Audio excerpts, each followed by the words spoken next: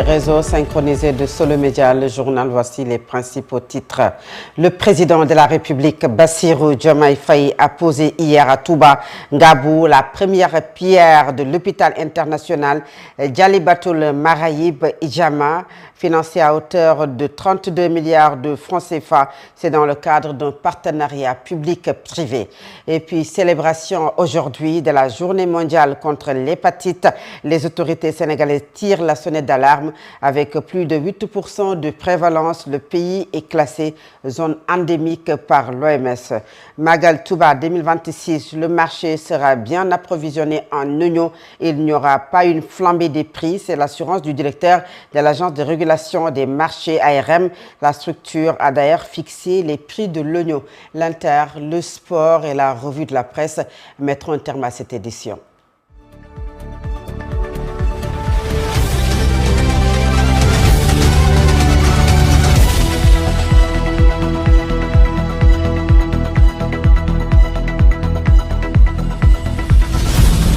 À l'approche du Magal de Touba, les autorités veulent garantir un approvisionnement régulier du marché en oignons et éviter toute flambée des prix.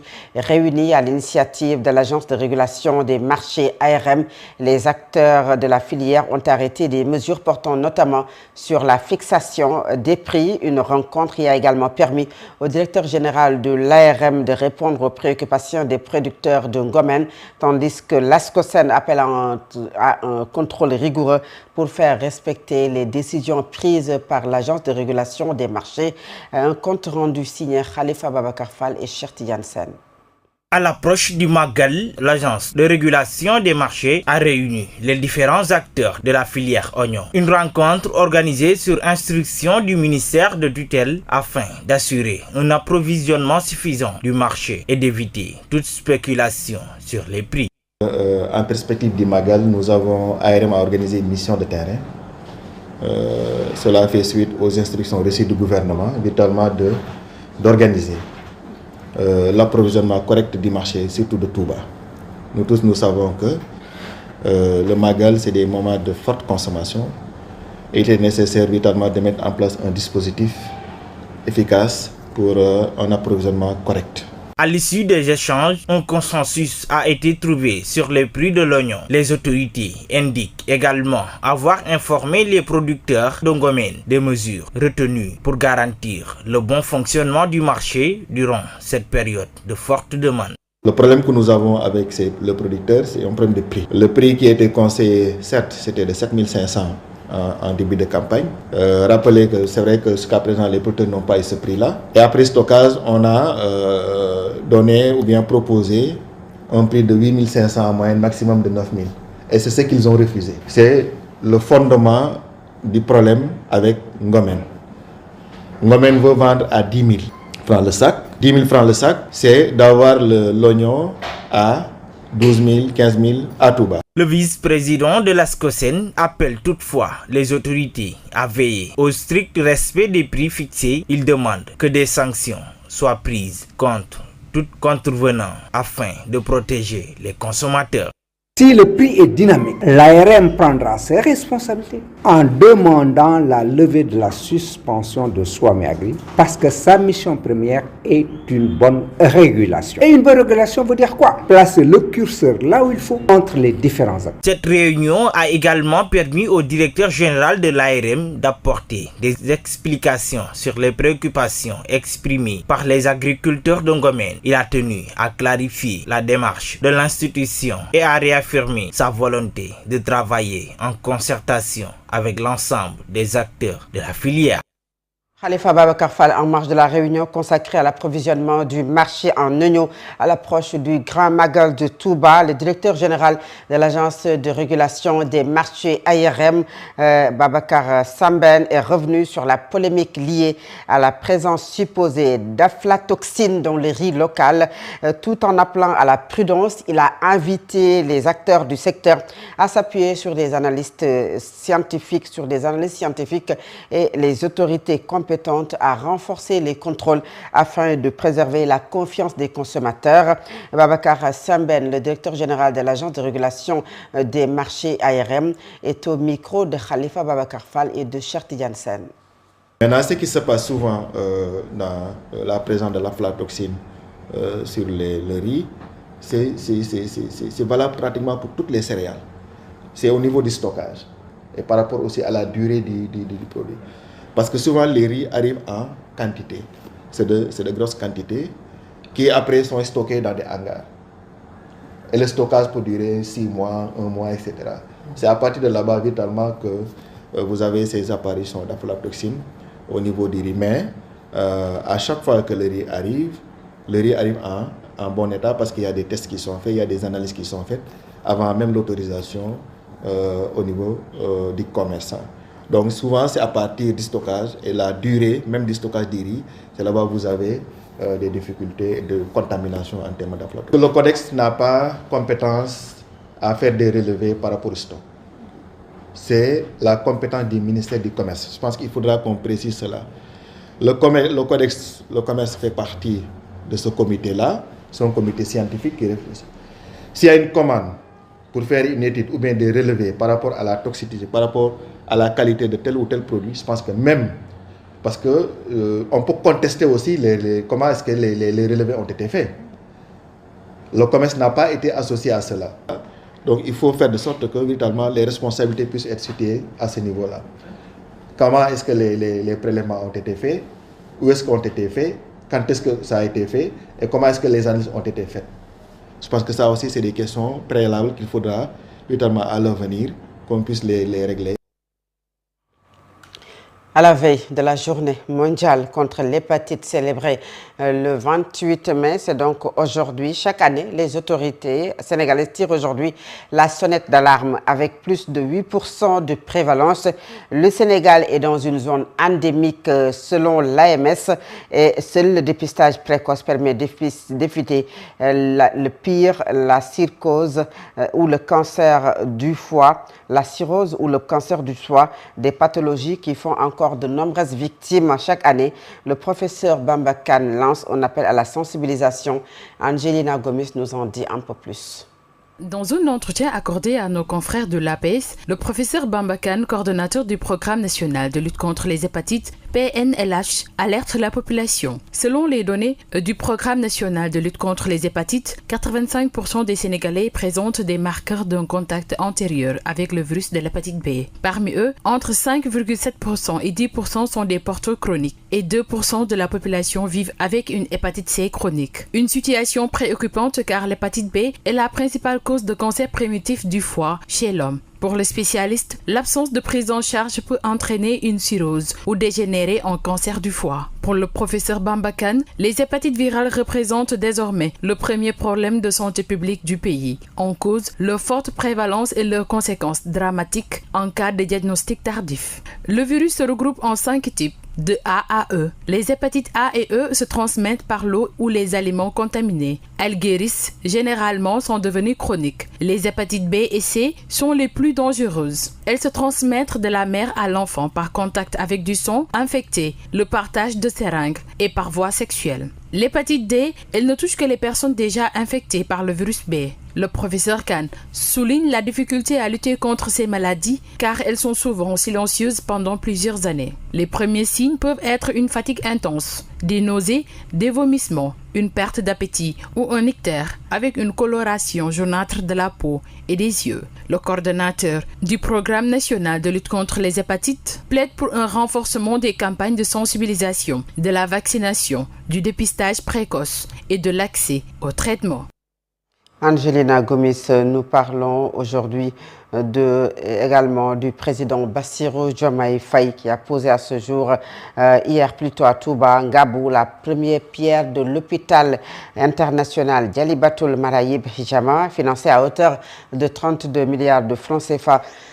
Cela dans le cadre d'un partenariat public-privé. Cet établissement de santé vise à réduire les évacuations sanitaires vers l'étranger et à décentraliser les soins spécialisés. Construit sur un site de 10 000 m², le futur complexe médical sera équipé d'un plateau technique de pointe comprenant un centre de cancérologie, une unité de cardiologie interventionnelle, un service de chirurgie générale et orthopédique, ainsi qu'un pôle de gynécologie obstétrique. L'infrastructure intégrer là également des urgences fonctionnelles 24 heures sur 24, un centre d'imagerie médicale complet, un laboratoire de biologie médicale et soucieux des conditions de vie. Et nous parlons également de tout à fait autre chose, soucieux des conditions de vie et de travail des habitants de la commune des HLM, les habitants de la commune et plus précisément les commerçants et les autres tabliers dans les marchés. Les citoyens alertent les autorités sur la présence de ces tas d'ordures qui constituent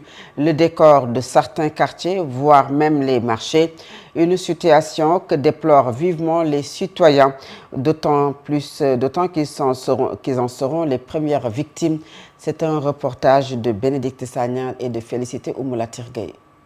À Dakar, la période de l'hivernage aggrave considérablement les problèmes liés aux ordures à cause du bouchage des caniveaux par les déchets, des inondations fréquentes et des difficultés d'accès à la décharge. La faute incombe à la mairie. C'est elle qui doit mettre des dépotoirs un peu partout. C'est Dakar qui est sale. Dès que ça pleut, tu es dégoûté en tant que capitale. C'est nous les Sénégalais qui sommes sales. Nous mettons des ordures dans des caniveaux et autres. C'est une honte. C'est juste une habitude. Il y a des gens qui sont civilisés. Et l'éducation, c'est depuis le bas âge. Il y a des gens qui, après avoir bu leur tasse de café, attendent jusqu'à voir un dépotoir pour y jeter l'ordure. Quant à autres, ils ne font pas cela. L'insalubrité devient pire durant l'hivernage. Le constat est presque général, pour ne pas dire unanime. Cheikhou Cissé fustige le mutisme de la mairie face à cette situation. Nos dirigeants ont tendance à oublier la population. C'est ce qui me fait mal d'ailleurs. C'est nous qui battons campagne pour eux. Et une fois arrivés au pouvoir, ils nous oublient. On est fatigués. C'est nous qui payons les travailleurs de la mairie. C'est inadmissible de vivre comme ça. Les marchés de Dakar ont un problème d'hygiène pendant l'hivernage. Entre saleté et eau pluvieuse, les commerçants du marché HLM appellent au civisme. On doit revoir nos manières de faire. L'État ne peut pas tout faire. C'est nous qui devons l'aider à aller de l'avant, au lieu de les nuire. 0 plus 0 égale 0. L'hivernage arrive tardivement et irrégulièrement à Dakar avec son lot de désagréments, inondations, perturbations dans les transports, problèmes d'évacuation des eaux pluviales, mais aussi et surtout l'évacuation des ordures. La capitale sénégalaise change carrément de physionomie avec des amoncellements d'ordures à travers les rues et avenues, donnant l'image d'une décharge publique à ciel ouvert. Parlons politique avant de fermer la première partie de cette édition avec la création de Kiraay qui officialise la rupture désormais. Kiraay fait face à Pastef et dans ce duel, Bassirou Diomaye Faye prend l'offensive pendant que Ousmane Sonko, habitué aux foudres mais en sourdine à son verbe, un changement de stratégie qui interroge, nous dit Mariam Soda Ndiaye. Avec la création de Kiraay face à Pastef, l'échiquier politique sénégalais entre dans une nouvelle ère, celle de la bipolarisation. Et dans ce duel qui se dessine, la confrontation Diomaye-Sonko change complètement de visage. Jusqu'ici inséparables, les deux hommes inversent désormais les rôles. Aujourd'hui, c'est Diomaye qui attaque et c'est Sonko qui temporise. Une posture inhabituelle pour le leader de Pastef, habitué à la charge frontale depuis ces années d'opposition à Macky Sall. Et même après l'arrivée au pouvoir de Diomaye, Sonko s'est imposé agressif politiquement, tranchant. Il n'a épargné aucun adversaire jugé en déphasage avec le projet. Tous ont reçu gracieusement ses foudres. Et en face, Diomaye Faye cultive l'image inverse. Calme, posé, le président Faye mise depuis son élection sur l'apaisement, sa priorité, rassembler et recoudre les fractures sociales laissées par des années de tension. Mais sa phrase du 25 juillet 2026 lors de la création de son parti Kiraay, les Patriotes républicains, officialisant sa rupture politique avec Ousmane Sonko, reste en mémoire. Fi sa fitna du fi nanénière. Ici, la discorde ne trouvera pas sa place. Diomaye adopte désormais une posture offensive qui ne passe pas inaperçue, tandis que le calme observé chez Sonko interroge. Mariam Sodendiaï, cet élément met un terme à la première partie de cette édition. La seconde partie, c'est la page internationale, le sport et la revue de la presse. À présent, l'Inter.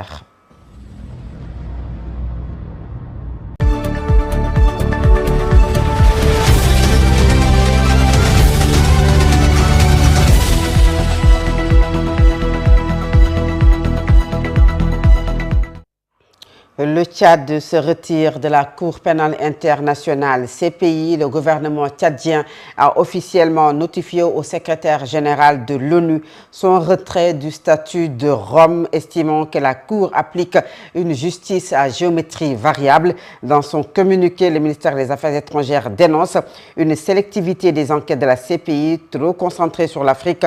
La décision de N'Djamélan de se retirer de la CPI est présenté comme l'aboutissement d'un examen approfondi du fonctionnement de l'institution. Dans son communiqué, le gouvernement tchadien en retrace l'historique sur les 13 enquêtes ouvertes par la Cour depuis son entrée en vigueur. 9 concernent des États africains et parmi les 7 personnes détenues, 6 le sont dans des situations africaines. Et en Centrafrique, les autorités passent à l'offensive contre les barrières illégales qui entravent la libre circulation des personnes et des biens. La brigade spéciale mixte de contrôle et de surveillance des barrières a lancé une vaste mission de démantèlement dans plusieurs grandes villes du sud-ouest et du nord du pays. Enfin, une semaine après le début de la mise en œuvre du dispositif expérimental des zones pilotes, c'est dans le sud du Liban, Beyrouth exprime son insatisfaction face à la poursuite des violations israéliennes du cessez-le-feu. Le 27 juillet, en recevant le haut commissaire de l'ONU aux droits de l'homme, Volker Turk, le président Joseph Aoun a condamné les démolitions continues de maisons et de villages par Israël dans le sud du Liban. À présent, c'est la page sportive de cette édition.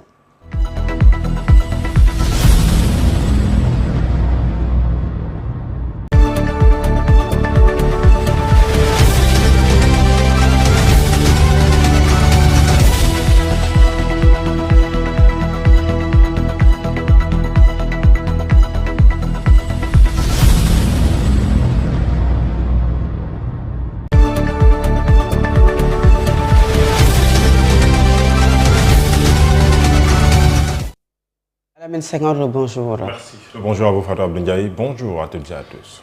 Nous parlons du mercato. Pape Gueye a-t-il finalement quitté Villarreal? Oui, une très bonne question puisque ça interroge beaucoup de personnes. Son transfert de Villarreal vers Everton avait été annoncé. Il s'agit donc de Pape Gueye en milieu de semaine dernière, mais il en est toujours pas rien puisqu'il faut le dire.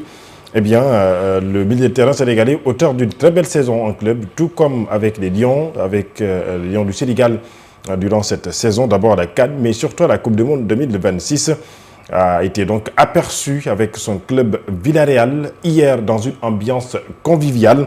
Certes, il reste courtisé par d'autres clubs, Everton en particulier, les Toffees ne lèchent toujours pas d'ailleurs son dossier, mais pour l'heure, Pape Gueye s'entraîne sereinement avec son club Everton, ou en tout cas son club Villarreal, comme aperçu hier lundi au camp de stade, ou au camp de stage. Les prochains jours du mercato, Fatou Abdou nous en diront plus certainement donc quelque chose de plus concret sur le dossier Pape Gueye. En attendant, il est toujours un joueur de Villarreal. Et je ne vous entends plus parler depuis l'élimination du Sénégal à la Coupe du Monde, nous parler de Pape Matar Sarr. Où est-il? Pape Matar Sarr, le jeune Sénégalais qui avait fait une bourde lors de la Coupe du Monde 2026 et qui a été d'ailleurs à l'origine de l'élimination du Sénégal. Des photos de lui font le tour de la toile hier après, bien entendu, donc une sortie de Pape Matar Sarr alors qu'il était dans une séance d'entraînement très intense. Il est là, il s'entraîne dans son coin. C'est vrai que depuis l'élimination du Sénégal à la Coupe du Monde, il est donc un peu en retrait, mais à retenir qu'il n'a pas rejoint son club Tottenham. En conférence de presse ce samedi dernier, l'entraîneur des Spurs, Roberto De Zerbi, a informé que ses vacances ont été prolongées de 2 semaines.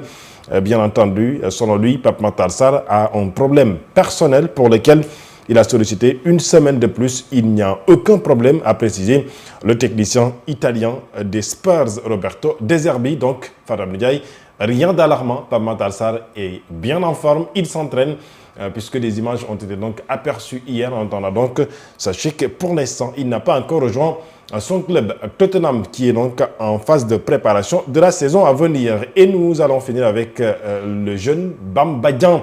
Alors que l'information sur son supposé transfert avorté à Ahmed Eska prenait de l'envol hier donc en début de la soirée, Bamba Dieng a démenti lui-même les allégations de Matteo Moretto via son compte Instagram.